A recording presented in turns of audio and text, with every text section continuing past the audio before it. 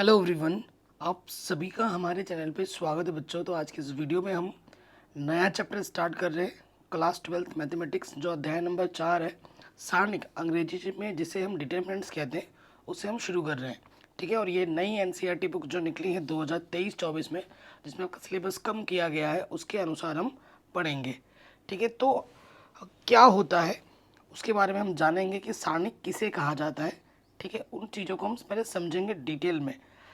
तो सारणिक किसे कहते हैं, सबसे पहली बात आती है कि सारणिक किसे कहा जाता है। ठीक है, और ये बहुत ही आसान प्रश्नावली होने वाली है, जिसे आप एक ही बार में देख के समझ जाएंगे। ठीक है, तो सबसे पहला टॉपिक हम डालने वाले हैं सारणिक। ठीक है, कि सारणिक भैया क्या होता है। चैनल पर नए हैं तो प्लीज़ सब्सक्राइब करके अपना प्यार और सपोर्ट ज़रूर देखें, और वीडियो को पूरा देखें, तभी आपको चीज़ें समझ में आ पाएगी। देखो, जो सारणिक होता है ना, अगर मैं आसान भाषा में बात करूं, ठीक है, सिंपल चीज़ों में रखूं, तो इससे पहले आपने मैट्रिक्स सीखा था, है ना। तो जो सारणिक होता है वो क्या होता है ना, एक वर्ग आव्यूह होता है एक तरीके से। वो वर्ग आव्यूह जिसका हमारा क्या होता है, आंकिक मान निकलता है। सीधी सीधी बात करूं तो, ठीक है, सारणिक वो वर्ग आव्यूह होगा जिसका आंकिक मान निकलेगा। ठीक है, और सारणिक में वर्ग अवयव ही होता है, बाकी कोई अवयव नहीं होगा।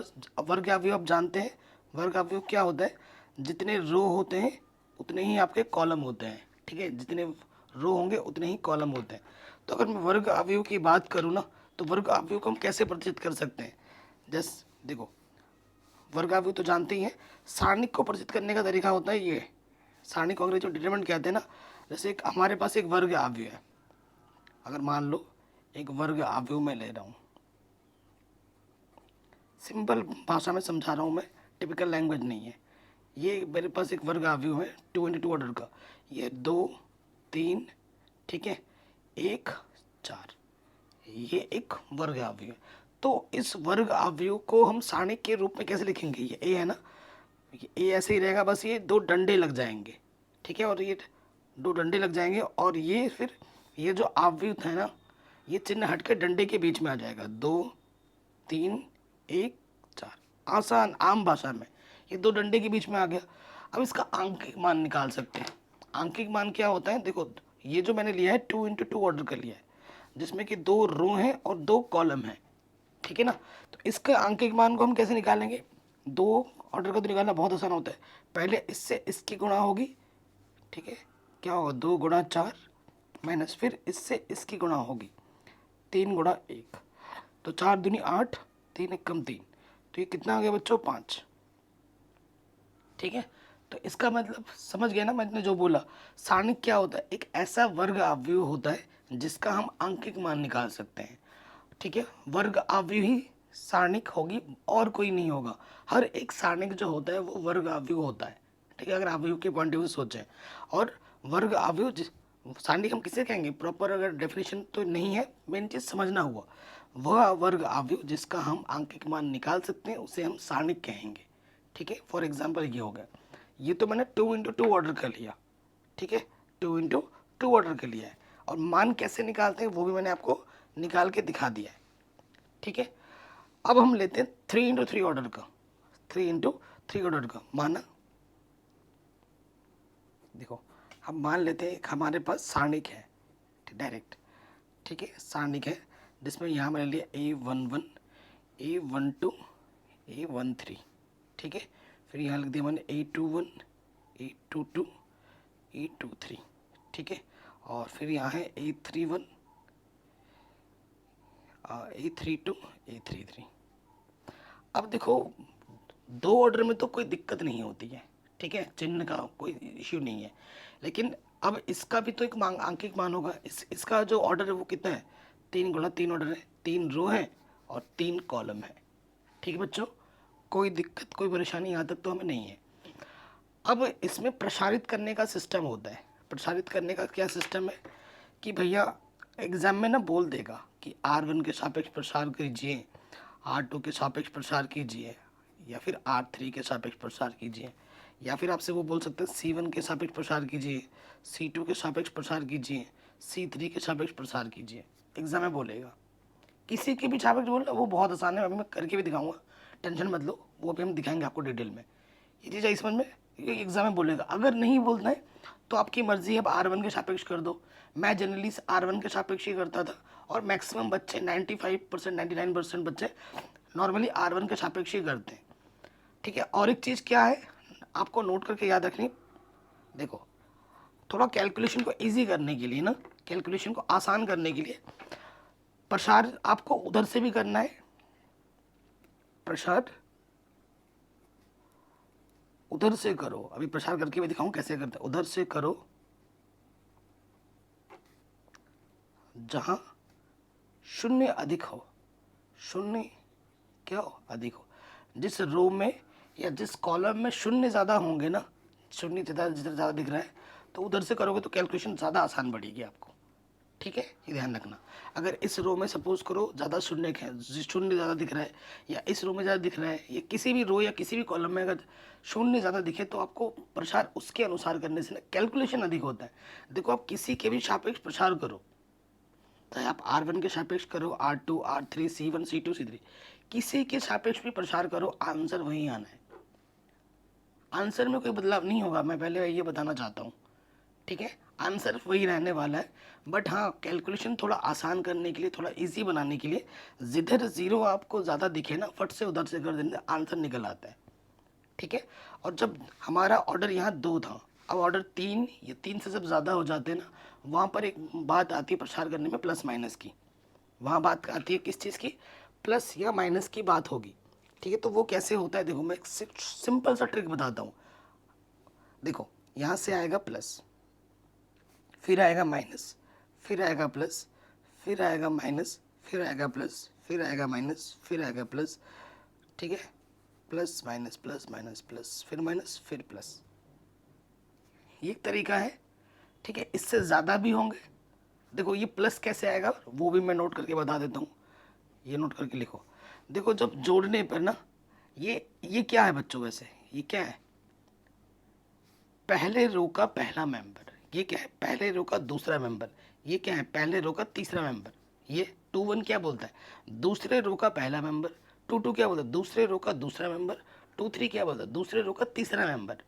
ये 3 1 क्या बोलता है, तीसरे रो का पहला मेंबर, तीसरे रो का दूसरा मेंबर, और तीसरे रो का तीसरा मेंबर। ये हुआ ना। तो देखो नोट, जब जोड़ने पे आपको सब मिले, ठीक है, ठीक है, नोट यहाँ मैं लिख देता हूँ, जब जोड़ने पर, जब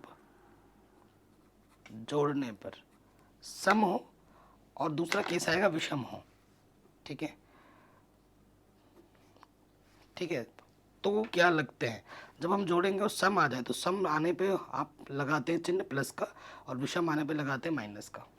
ठीक है, देखो ये 1 और 1, 2 2 के लिए प्लस, 1 और 2 विषम, विषम के लिए माइनस, 1 और 3 4 सम, सम के लिए प्लस, 2 1 विषम नेगेटिव, सम पॉजिटिव, विषम नेगेटिव, सम पॉजिटिव, विषम नेगेटिव, सम पॉजिटिव। ठीक है, ये चीज़ भी अपने दिमाग में डाल लीजिए। ठीक है, वरना स्टार्टिंग आप प्लस से करो, प्लस प्लस माइनस ऐसे चलाओ। लेकिन अगर आप किताब की तरफ से सोच के देखो कि आपके एनसीईआरटी में कैसे लिखा हुआ है, वैसे करके करेंगे तो भाई बहुत झमेला पड़ जाएगा। जैसे ये 1 1 को ना क्या लिखा जाता है, -1 की पावर 1 + 1, फिर उसके बाद देखते हैं -1 की पावर 2 है तो वो प्लस होगा। अरे भाई इतना टाइम, इतना लिखने की ज़रूरत नहीं है। ठीक है, आप डायरेक्ट कैसे कर सकते हो। अब प्रसार करके दिखाता हूँ आपको, मेन चीज़ आपके समक्ष आती है प्रसार करने की बात। ठीक है, जैसे हमारे पास मैंने एक मैट्रिक्स लिया था, सॉरी आव्यू लिया था। ठीक है ना, ये आव्यू मैंने लिया था, अभी मैं करके दिखाता हूँ। A11 क्या था, A12, ये सबसे इम्पोर्टेंट है इस, क्योंकि यही बार बार करना पड़ेगा ना प्रसार पूरे चैप्टर में, और इस चैप्टर में भी, मतलब इस प्रश्नावली में भी और आगे के प्रश्नावली में यही करना है, प्रसार प्रसार। तो ये बहुत इंपॉर्टेंट है, ये अच्छे से सीख लीजिए। देखिए 2 3 हो गया, ये 3 1 था, 3 2 और 3 3। तो मैं क्या करता हूँ, पहले R1 के सापेक्ष, ये R1 है ना, तो मैं आपको सिखाता हूँ कैसे करते हैं। यहाँ लिखेंगे R1, जिसके सापेक्ष प्रसार करोगे ना वो लिखना पड़ता है, R1 के सापेक्ष प्रसार करने पर। अभी तो आंकिक प्रश्न भी करेंगे, टेंशन मत लो, प्रसार करने पर। क्या होगा देखो। सबसे पहली चीज़ कैसे करेंगे, कैसे चेक करेंगे, देखो R1 के सापेक्ष बोला है ना, ये सापेक्ष जिसके सापेक्ष बोला वो तो बच्चों कटेगा ही कटेगा, ये कटेगा, ठीक है, ये कटेगा। अब देखो सबसे पहले R1 के सापेक्ष बोला, ये हमें लेना है, ये कटेगा। अब जैसे पहला रो ये क्या है देखो बच्चों, ये पद देखो, पहला रो का पहला मेंबर, तो ये यहाँ आ जाएगा बाहर A11, और इसके अंदर ये बनाऊँ, ठीक है। पहला साइन किसका होगा, प्लस का, फिर किसका होगा, माइनस का, फिर किसका होगा, प्लस का। सिंपल लॉजिक रखो। A11 ये कटेगा, ये तो हर बार कटेगा, और अब की बार ये कटेगा, ये छुपेगा और ये छुपेगा, जो बचा वो लिख दो अंदर A22, A23, A32। अभी क्वेश्चन भी करेंगे, टेंशन मत लो, क्वेश्चन करने से और क्लियर होगा। ये तो अंकित में थोड़ा सा ऐसा लग रहा है। ये हो गया, प्लस के बाद क्या आता है, माइनस। अब ये दूसरा पद A12, देखो ये तो कटेगा ही कटेगा, R1 के सापेक्ष कर रहे हैं। अब क्योंकि इसमें आ गए ना इस वाले के लिए, तो ये वाला छुप जाएगा, ठीक है। पहला वाला छुपा है और ये वाला छुपा है, क्या बचा, A21, A23, A31, A332, ठीक है। तो यहाँ से क्या बचा, ये छुपा था और ये छुपा था, A21, A21 के बाद A23 बचा, फिर यहाँ से A31 और A33। अगला जो एग्जाम्पल लेंगे ना वो आंकिक मान के आधार पर लेंगे, ठीक है। अब माइनस के बाद क्या आता है, प्लस। अब क्या आ जाएगा, A13, ठीक है, A13।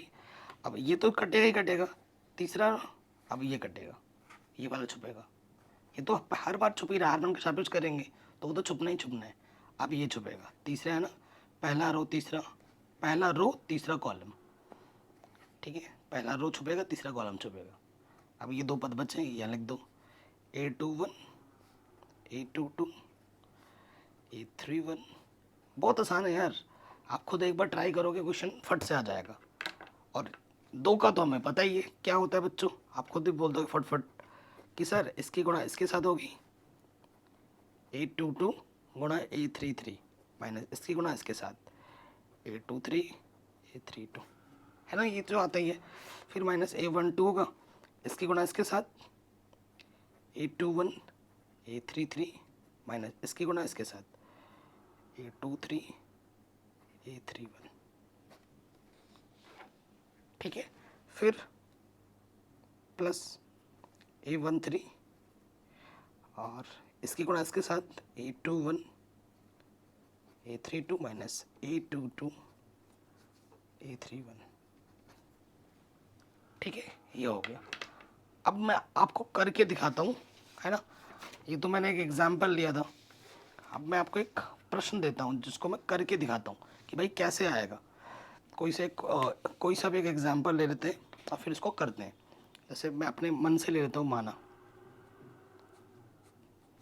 एक सारणी मैंने लिया, ठीक है, 3x3 ऑर्डर का, यहाँ लिख दिया मैंने 1 2 3 4 5 6 7 8 9, ठीक है, ये चीज़ है ना। अब मैंने आपको बोला ये R1 है, ठीक है, R1 के सापेक्ष प्रसार करो, तो यहाँ मैं लिख देता हूँ R1 के सापेक्ष प्रसार करने पर, ठीक है, प्रसार करने पर मैंने आपको एक चीज़ बोला है कि भाई किसी के भी सापेक्ष प्रसार करो, आंसर आपका वही आता है ना, आंसर में कोई फ़र्क नहीं आएगा कभी भी।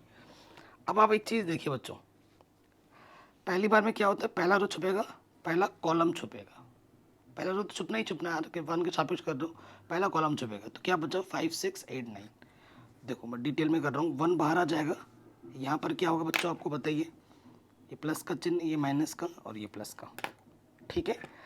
तो 1 बाहर आया, ये छुपा, 5 6 8 9, 5 6 8 9।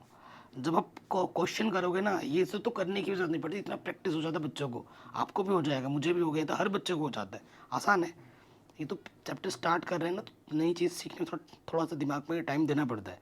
उसके बाद ये दूसरा नेगेटिव चिन्ह आ गया, है ना, ओके, ये चीज़ है। दूसरा रो छुपेगा, दूसरा कॉलम छुपेगा, सॉरी पहला रो छुपना ही छुपना है, दूसरा कॉलम छुपेगा, तो क्या बचा 4 6 7 9, तो यहाँ लिख देंगे 4 6 7 9, फिर क्या है प्लस का, प्लस चिन्ह लगता है, फिर ये 3 है, पहला रो छुपना है, तीसरा कॉलम छुपना है। तो 4 5 7 8, तो यहाँ आ जाएगा 4 5 7 8। अब इसको हल करके दिखाता हूँ।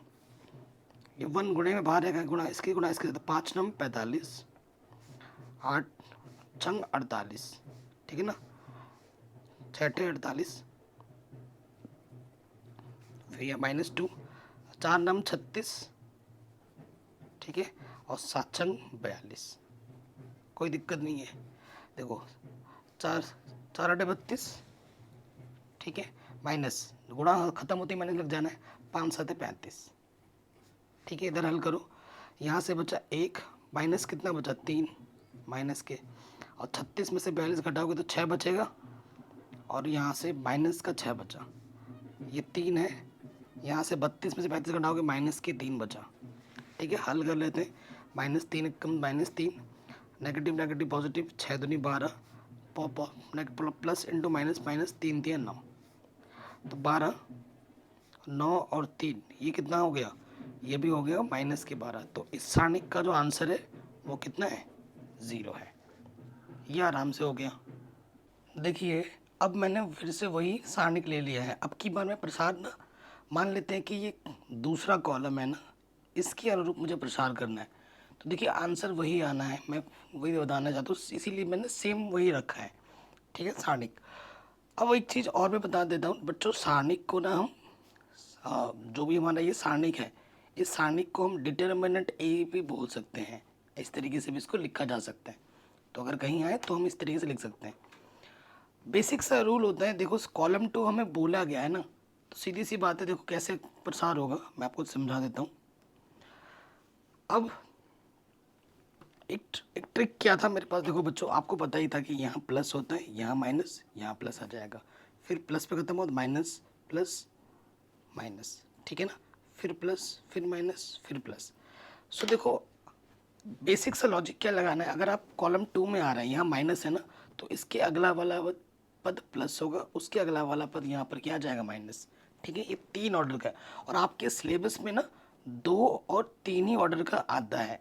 वैसे हम 4 5 6 कितने भी ऑर्डर का वो हम प्रसारित कर सकते हैं, वो आप बड़ी क्लासों में सीखोगे। लेकिन आप क्लास 12th लेवल के हिसाब से अगर देखें तो सिलेबस में 2 और 3 ऑर्डर का है। जब BSc BTech में पढ़ोगे ना तो 4 ऑर्डर 5 ऑर्डर के भी आपको मिलेंगे, तो वो बात की बात है।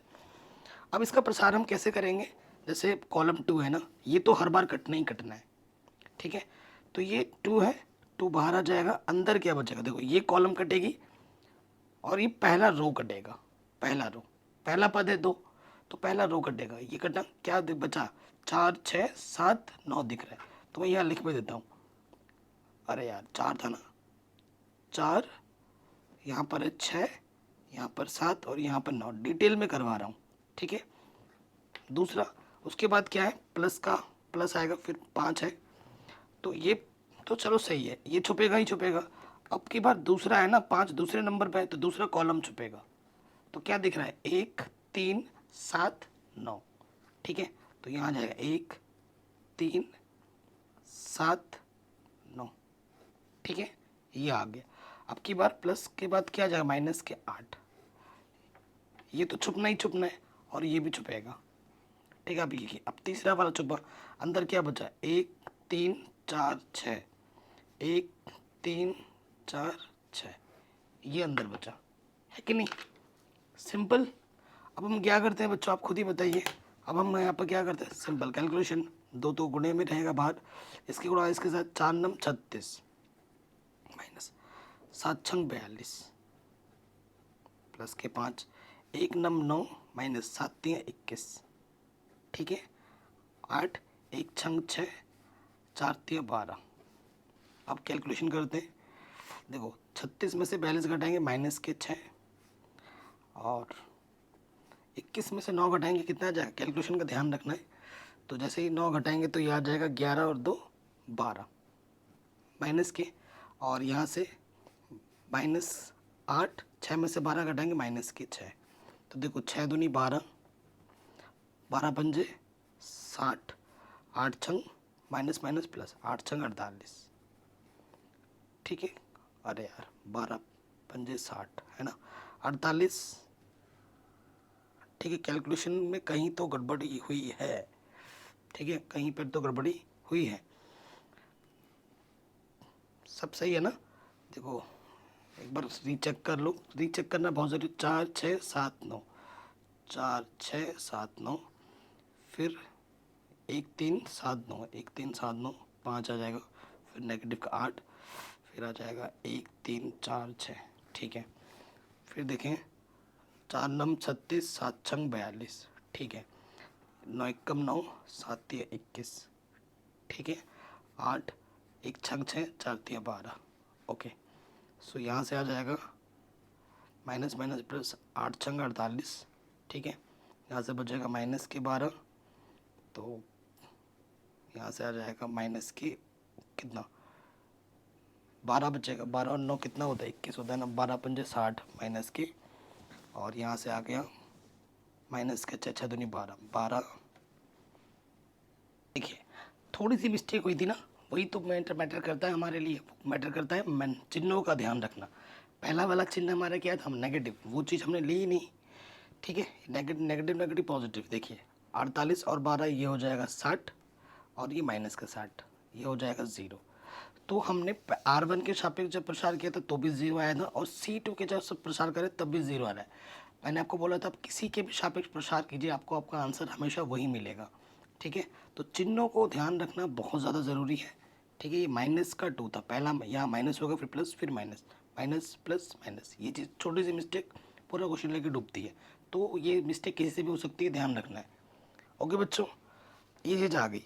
अब आपको और एक नोट लिखवाता हूँ, इस पर ना कभी कभी MCQ के क्वेश्चन बन जाते हैं, और अभी मैं आपको क्वेश्चन करके भी दिखाऊंगा NCERT में। ठीक है, नोट क्या है, इंपॉर्टेंट सा नोट है, कॉपी में लिख लीजिए।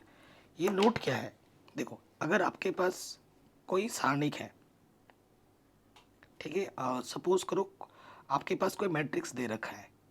ठीक है, बी कोई मैट्रिक्स दे रखा है, और उसको आपने किसी के कांस्टेंट से गुणा किया है। ठीक है, किसी के कांस्टेंट से गुणा करने सब में गुणा होता है। ठीक है, और इसका ऑर्डर जो भी होगा, ये सपोज करो n क्रॉस n ऑर्डर का है। ठीक है ना, क्योंकि यहाँ पे तो बात किसकी होती है, यहाँ पे बात होती है सारणिक की।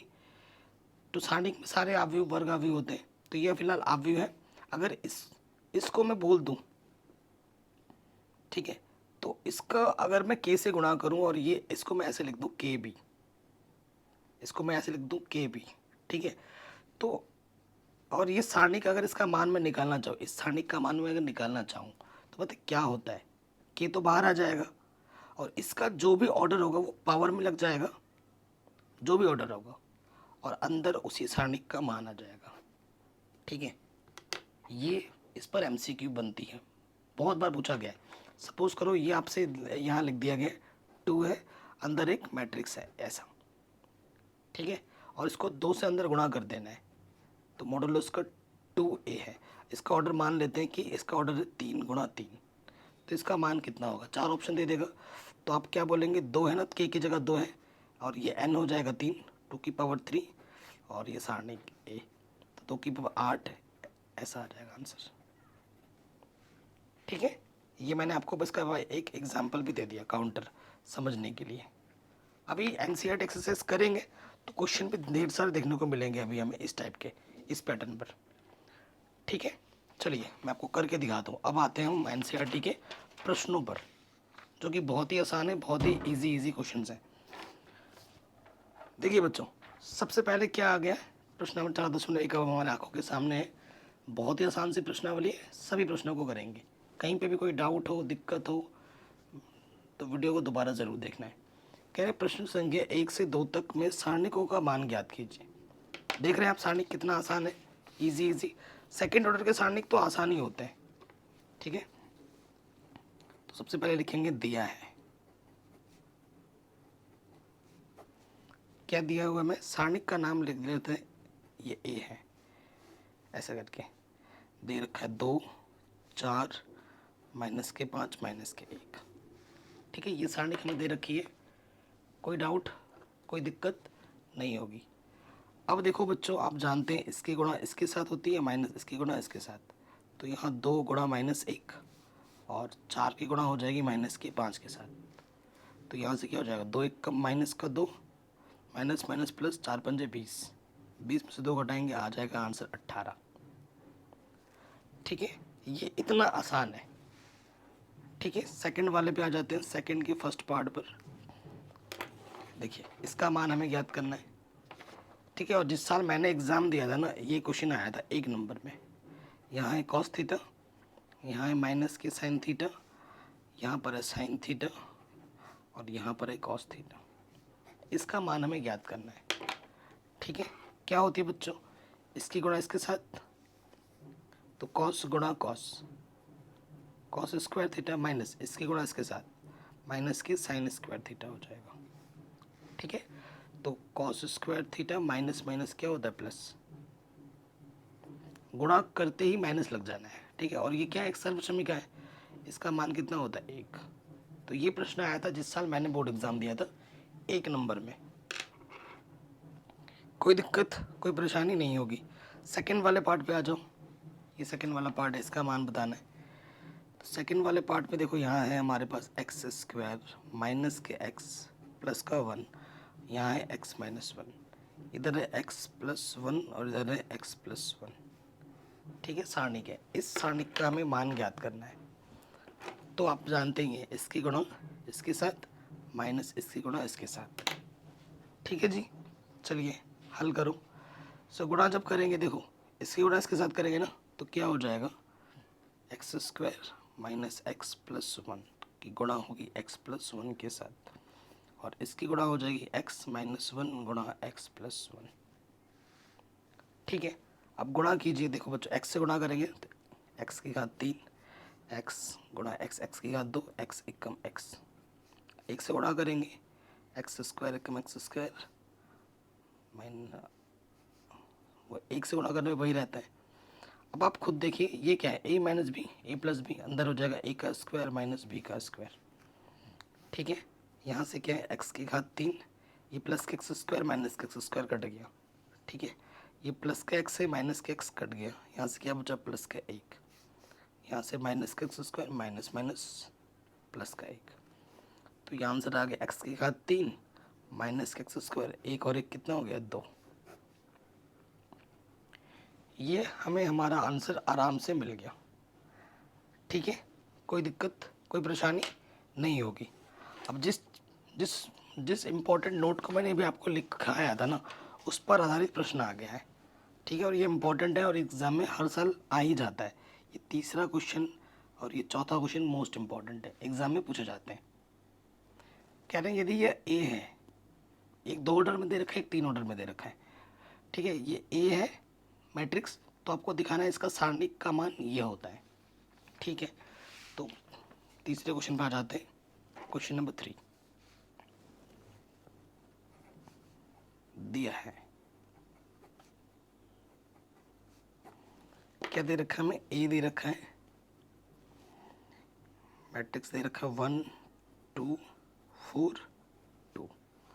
ठीक है, और हमें क्या ज्ञात करना है, हमें ज्ञात करना है 2a जो होगा वो 4a के बराबर होगा। ठीक है, अच्छा इसका ऑर्डर कितना है बच्चों, इसका ऑर्डर 2 इंटू 2 है ना, और शो करके दिखाना है, मतलब हल करके दिखाना है। ठीक है, चूँकि सारणिक एक क्या हो जाएगा, ये तो मैट्रिक्स है, तो सारणिक क्या हो जाएगा, 1 2 4 2, ये दे रखा है, तो इसकी गुणा इसके साथ, 1 गुणा 2, तो 2 माइनस 2 चौके, इसकी गुणा इसके साथ 4 दूनी 8, तो ये आ गया माइनस के 6। ठीक है, ये क्या मिल गया हमें, माइनस का 6। ठीक है, सारणिक ए हमें निकाल दिया, ये पार्ट निकल गया। अब हमें देखो मैट्रिक्स को पहले 2 से गुणा करना है और फिर उसका सारणिक निकालना है। तो निकाल दे, चूँकि 2a, तो 2a हमारे पास क्या है, 1 2 4 2, 2 से अंदर गुणा कर दो, हर एक पद में गुणा होगा, 2 1 कम 2, 2 दूनी 4, 2 चौके 8, 2 दूनी 4, ये 2a हो गया। अब हम निकालेंगे 2a का सारणिक, 2 4 8 4, ये चीज़ है। तो इसकी गुणा इसके साथ, 4 दूनी 8, 8 चौके 4 8 32, तो ये कितना बचेगा माइनस का, देखो घटाओ तो बचेगा, घटाने पर 28 बचेगा ना। देखो 12 में से 8 गया 4, 24 बचेगा, 24 बचेगा। ठीक है, ये चीज़ आ गई सेकंड इक्वेशन। अब समीकरण 1 तथा 2 से अब आप देख रहे हैं एक चीज़ आप देख सकते हैं, इस 24 को मैं क्या लिख सकता हूँ, अगर आप ध्यान से देखो, इस 24 को लिख सकता हूँ मैं 4 गुणा माइनस के 6 लिख सकता हूँ ना। और -6 किसका मान है, इस सारणी का मान है। तो ये चीज़ आ गई इसके बराबर। तो समीकरण 1 तथा 2 से डायरेक्ट लिख सकते हो यहाँ पर कि जो ये चीज़ है ये किसके बराबर है, इसके बराबर है। यही हमें सिद्ध करना था। ठीक है, यही हमें हल करना था। कहीं पे कोई डाउट हो, कोई दिक्कत हो, वीडियो को दोबारा देखिए, आराम से हो गया है कि नहीं। अब आते हैं इसके चौथे वाले प्रश्न में, यही चीज़ है, चौथा है, इसी 2 ऑर्डर का था, ये 3 ऑर्डर का है, बाकी क्वेश्चन वही है। ठीक है, ये ए दे रखा है तो हमें ये चीज़ इसको ये दिखानी है। ठीक है, मोस्ट इम्पॉर्टेंट क्वेश्चन है चौथा दिया है। ए दे रखा है हमें 1 0 1 0 1 2 0 0 4। ठीक है, ये हमें ए दे रखा है और हमें क्या सिद्ध करना है, सिद्ध कीजिए, ये दर्शाइए जो भी है, सिद्ध करना है आपको कि जो 3a है और उसका जो सारणिक है वो 27a के बराबर है। ठीक है, यहाँ पे जो ऑर्डर है वो कितना है, 3 गुणा 3 है। ठीक है, 3 गुणा 3 है, तो आप जानते हैं सूत्र से क्या हो जाता है, 3 की पावर n और फिर सारणिक लग जाता है, 3 3 9 3 27 आ गया। कभी कभी MCQ में आ जाता है, उसी आधार पर ये चीज़ है। तो पहले हमें सारणिक एक चाहिए होगा, तो सारणिक के मान निकाल लेते हैं। सारणिक में पहले रख लो 1 0 1 0 1 2 0 0 4। ठीक है, अब आप ध्यानपूर्वक देखेंगे, एक चीज़ आपको नज़र आएगी। प्रश्न में आपसे बोला गया था कि जब जहाँ 0 ज़्यादा ना उसको लेना चाहिए। वैसे आप R1 R2 RC1 C2 किसी के भी सापेक्ष प्रसार करें, आंसर वही आना है, आंसर में कोई कमी नहीं आएगी, आंसर आपका वही रहेगा। लेकिन यहाँ पर क्या है ना बच्चों कि क्या करो आप कि जहाँ 0 हो वो उधर से सारणी प्रसार करके निकाल लो। ठीक है, तो अगर देखो मैं यहाँ से करता हूँ C, ये क्या है बेटा R3, R3 के सापेक्ष प्रसार अगर मैं करता हूँ, R3 के सापेक्ष प्रसार करने पर, क्योंकि इधर 2 0 दिख रहे हैं, R1 की भी कर दे तो बात बन जाती, R3 के सापेक्ष प्रसार करने पर डिटेल में करवा रहा हूँ तो क्या होगा। देखो वैसे तो आपको पता ही है, plus minus plus minus plus minus फिर प्लस फिर माइनस फिर प्लस। ठीक है, अब देखो आपको पता ही है 0 बाहर आ जाएगा और अंदर कुछ भी हो 0। ठीक है ना, आप इसका फ़ायदा क्या होता है वो देख लो, ये 0 बाहर आएगा, चाहे प्लस का माइनस का 0 तो 0 ही होता है। ठीक है, और फिर माइनस फिर 0 आएगा, चाहे अंदर कुछ भी हो, 0 इंटू कुछ 0 हो जाता है, 0 इंटू समथिंग 0, फिर प्लस माइनस फिर प्लस का क्या जाएगा 4। ये वाला इम्पोर्टेंट है। देखो ये तीसरा रो तो छुपना ही छुपना है, अगर पहले वाले को करके मैं डिटेल में दिखाऊँ, ये छुपता ये छुपता, 0 1 1 2 0 1 1 2 बचता है कि नहीं। दूसरे में आते हैं, ये छुपता और ये छुपता। देखो पहले वाले में आए ये छुपा ये छुपा, 0 1 1 2। दूसरे में आए दूसरा कॉलम छुपाना है, 1 1 0 2। ठीक है, 1 1 0 2। फिर तीसरा कॉलम छुपाना है इसमें, तो 1 0 0 1 1 0 0 1। देखो ये चीज़ तो 0 हो जाएगी क्योंकि सामने 0 लगा पड़ा है, 0 -0 और बाहर से 4 एक एकम एक माइनस 0 एकम 0, तो कुल मिला के यहाँ बचा 4। ठीक है, सारणिक ए का मान आ गया 4। ठीक है, अब आते हैं अगले वाले पार्ट में। ठीक है, ये तो हमने 4 निकाल दिया। ठीक है, इसको हम 27 से गुणा करके देख लेंगे। अब यहाँ आ जाइए, 3a निकालना है, चूंकि 3a, तो पहले 3a क्या है पहले वो लिखते हैं यहाँ पर 1 0 1 0 1 2 0 0 4। ठीक है, 3 से गुणा कर देंगे अंदर, तो ये हो जाएगा 3 एकम 3 0 3 एकम 3 0 3 एकम 3 3 दूनी 6 0 0 3 चौके 12। ठीक है, अब क्या करना है, सारणिक निकालनी है। तो 3a का क्या निकालना है, सारणिक, तो इसको सारणिक में लिख देते हैं 3 0 3। ठीक है, गुणा कर देंगे तो ये हो गया 3 3 9 हो जाएगा। सॉरी यार, ये तो इस वही था ना 3, और ये 6, ये 0 0 12, सारणिक में लिख दिया। अब प्रसार करने का लॉजिक फिर से वही लगा रहा हूँ। देखो इसमें क्या है, यहाँ 2 0 दिख रहे हैं, R3 के सापेक्ष प्रसार करने पर यहाँ लिख देता हूँ R3 के सापेक्ष प्रसार करने पर। ठीक है, ये चीज़ मैंने यहाँ लिख दी। अब देखो वही लॉजिक है, 2 0 यहाँ दिख गए ना, तो बहुत ही आसान हो जाता है। अब मैं डायरेक्ट कर रहा हूँ इस वाले में, ये छुपेगा और ये छुपेगा। ठीक है, ये छुपेगा और ये छुपेगा, इस तो क्या बचेगा, प्लस का 12 होगा। यहाँ मैं आपने देखा ही था उस टाइम पे, तो यहाँ से ये छुपेगा और यहाँ से ये छुपेगा, 3 0 0 3 3 0 0 3।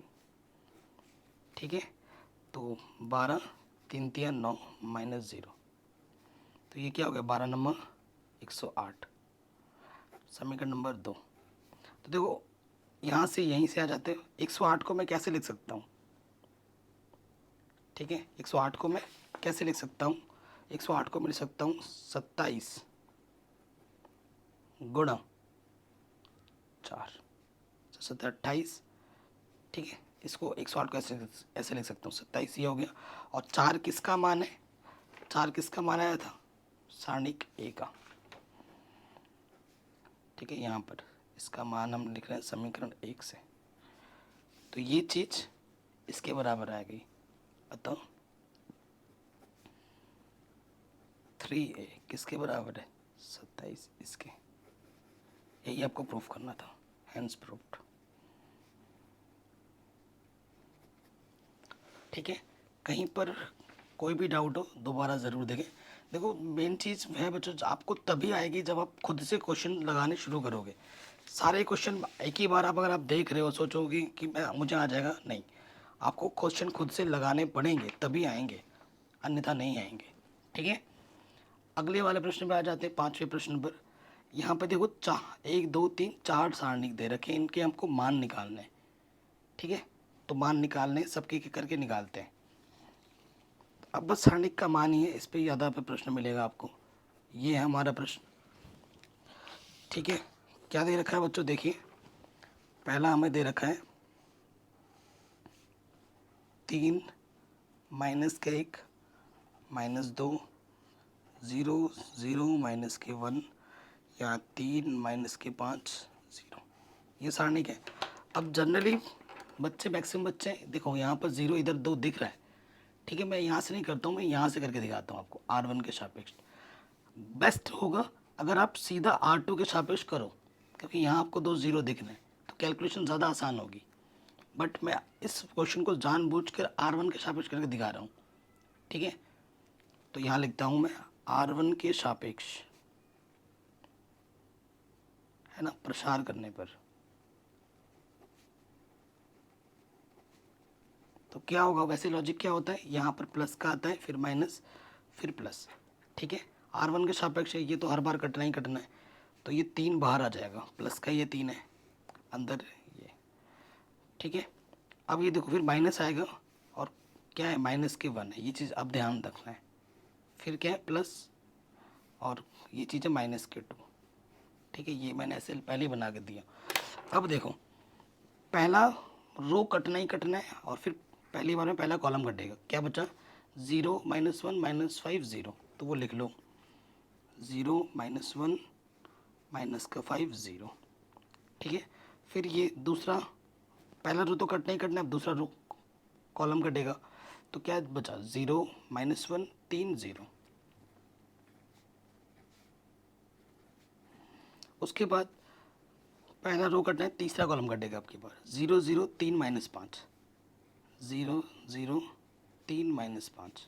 ठीक है, अब देखिए 3 बाहर है, गुणा करेंगे 0 को 0 से गुणा करेंगे 0 माइनस माइनस गुणा माइनस प्लस होता है, 5 एकम 5 माइनस माइनस प्लस का 1 0 गुणा 0 0 माइनस एक 3 माइनस का माइनस माइनस क्या हो जाएगा? प्लस प्लस गुणा माइनस माइनस हो जाता है 0 इंटू -5 0 0 इंटू 3 0। तो यहाँ से आ गया माइनस के 5 दिया 15, यहाँ से 3 बचेगा 3 एकम 3 और यहाँ से 0 आ जाएगा 0 गुणा 2 0, तो -15 प्लस के 3 तो माइनस के 12। ये हमें आंसर मिल गया। ठीक है, R1 के सापेक्ष मिला। अगर तुम R2 के सापेक्ष करते तुम्हारे लिए इतनी कैलकुलेशन भी नहीं करनी पड़ती। ठीक है, फट से हो जाता। ठीक है, अब मैं दिखाता हूँ R2 के सापेक्ष अगर करते तो तुम्हें क्या मिलता। देखो, इसीलिए कहा जाता है ना कि कैलकुलेशन बच जाती, इतनी कैलकुलेशन नहीं करनी पड़ती, क्योंकि ये 0 0 है, इसका काम तो ख़त्म ही है। ये R2 है, ये कटता और यहाँ पर ये एलिमेंट दिख रहा है और ये कटता। तो वैसे क्या होता है, देखो वैसे चिन्हों का ध्यान रखें, प्लस माइनस प्लस, फिर यहाँ आता माइनस, फिर यहाँ आता प्लस, फिर यहाँ आ जाता माइनस, प्लस के नीचे माइनस। ठीक है, तो यहाँ से बचता माइनस, पद क्या है? माइनस के 1।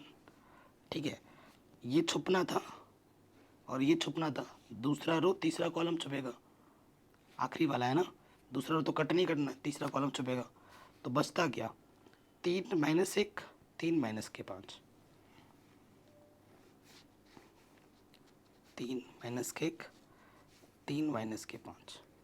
ठीक है, तो माइनस माइनस प्लस, 3 ही बचे 15 माइनस 3 एकम 3, नेगेटिव के 3 नेगेटिव नेगेटिव पॉजिटिव हो जाता। देखो 3 एकम 3 माइनस का माइनस तो ऑलरेडी होता है ना, डिटेल में करके दिखा रहा हूँ। देखो 3 ही बचे 15 हुआ और 3 एकम -3 है ना, या ऐसे, तो यहाँ से क्या गया? माइनस के 12। अब आप देखो इतना सा करना पड़ा हमें यहाँ, और यहाँ पर इतना सा करना पड़ा। इसीलिए जहाँ 0 ज़्यादा दिखता है वहीं से करो तो आपका कैलकुलेशन बहुत बचेगा, इसीलिए कहा गया।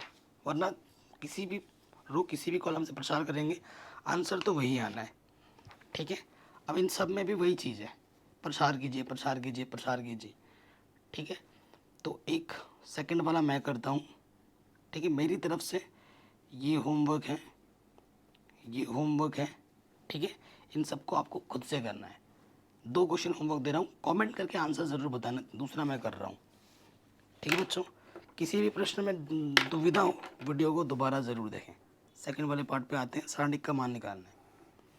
यहाँ 3 माइनस के 4 5, यहाँ कहीं पे आपको 0 नहीं दिख रहा होगा, तो 0 नहीं दिख रहा है तो बेस्ट है कि आप R1 के सापेक्ष ही प्रसार करो। 0 कहीं दिख रहा है? नहीं दिख रहा है ना, तो किसी भी सापेक्ष जनरली R1 के सापेक्ष कर दो तो बढ़िया है। ये पहला प्लस होता है, फिर माइनस, फिर प्लस, तो यहाँ लिख भी देना है R1 के सापेक्ष प्रसार करने पर। ये नहीं लिखोगे तो नंबर घटेंगे।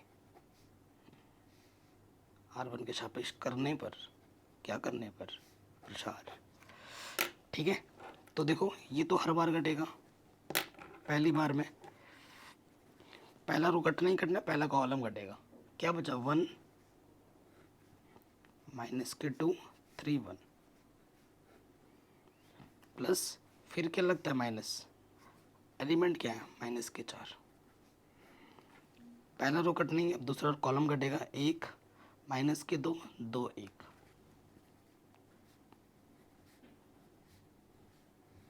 ठीक है, फिर प्लस क्या है? 5। पहला रो को कटना ही कटना है, तीसरा कॉलम कटेगा।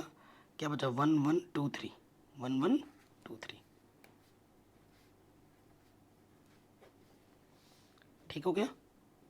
अब देखिए बच्चों, इसकी गुणा इसके 1 कम 1 माइनस 2 3 6, नेगेटिव का negative negative positive, minus minus plus, एक एक कम एक माइनस, दो दूनी चार माइनस का माइनस माइनस प्लस हो जाता है, एक तिया तीन माइनस, दो एक कम दो, सात आएगा, सात तिया 21, पाँच चौके 20, एक बचेगा, पाँच एकम पाँच, ठीक है, 20, 41 और 5 46, ठीक है। ये हमें हमारा उत्तर आराम से मिल गया। कहीं पे भी कोई डाउट हो, दिक्कत हो, दोबारा देखें, ठीक है। छठे प्रश्न में आ जाते हैं। तीसरा पार्ट और चौथा पार्ट मैंने होमवर्क दिया बच्चों, प्लीज़ कमेंट करके अपना आंसर ज़रूर बताना। छठे पार्ट पे आ जाते हैं। ये मैट्रिक्स है, अवयव है, इसका आपको क्या निकालना है, सारणिक का मान निकालना है, ठीक है। चलिए हल करते हैं। देखिए छठा प्रश्न है, सारणिक का मान निकालना है, ठीक है। तो डायरेक्ट मैंने लिख दिया 1 1 2 2 1 3 5 4 9, ये है, ठीक है। अब देखिए बच्चों, कहीं पे जीरो नहीं दिख रहा है तो R1 के सापेक्ष प्रसार करेंगे, बढ़िया हो जाएगा। ये R1 है, यहाँ पहले प्लस फिर माइनस फिर प्लस, ठीक है। यहाँ मैं लिख दे रहा हूँ R1 के सापेक्ष प्रसार करने पर,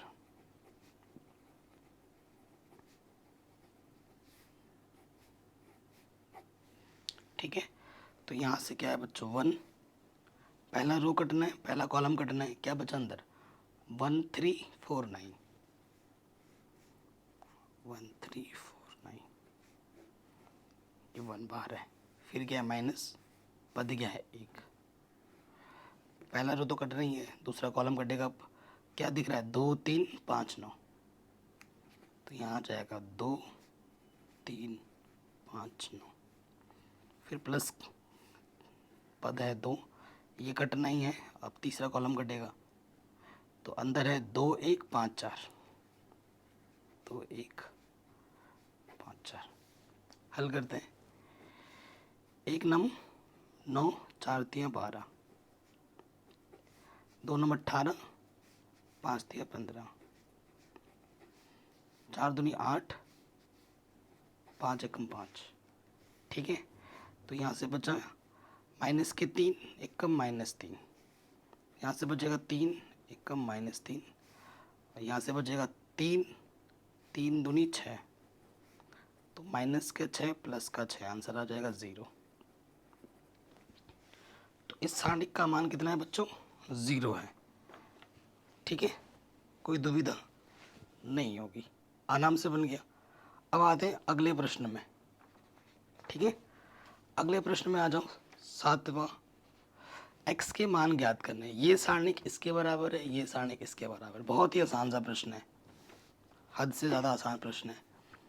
7वीं का फर्स्ट पार्ट क्या दे रखा है, ये जो सारणिक है 2 4 5 1 बराबर है 2x 4 6x। कई बच्चे ना सारणिक और उसमें भ्रम में आ जाते हैं, उसमें अवयव में क्या होता है, ये पद इसके बराबर कर देते, तो कई बच्चों के मन में वही फिट रहता है ना, वो ये कर देते हैं, भाई ये चिन्ह को देखो, सारणी कितना हल करना पड़ेगा, इसके गुणा इसके साथ 2 1 कम 2 माइनस 4 पंजे 20, और इधर 2x गुणा x x स्क्वायर 4 छंग 24, यहाँ से बचेगा माइनस के 18, और ये माइनस का 24 इधर की क्या हो जाएगा प्लस के 24, यहाँ बचा 2x स्क्वायर, 24 में से 18 घटा देंगे तो कितना बचेगा 6, यहाँ आ जाएगा 2 स्क्वायर 2 3 6,